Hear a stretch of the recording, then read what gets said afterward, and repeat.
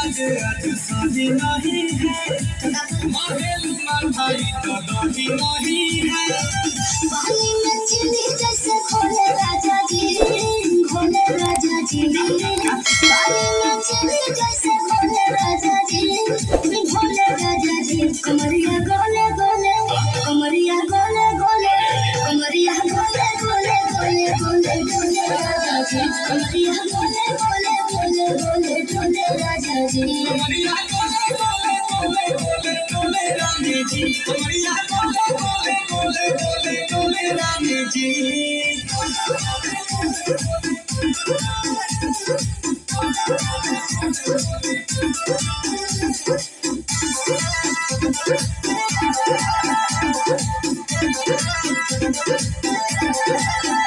लगलो उठे कोहरा में बैठे पर जा धक्का धक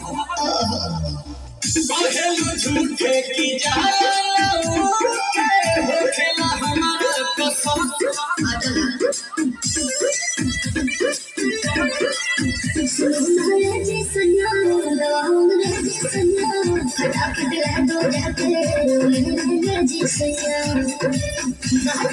बोले राजा जी बोले राजा जी बातें तो मीठी मीठी बोले राजा जी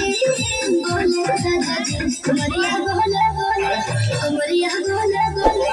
कमरिया बोले बोले बोले बोले बोले राजा जी कमरिया बोले बोले बोले बोले बोले राजा जी।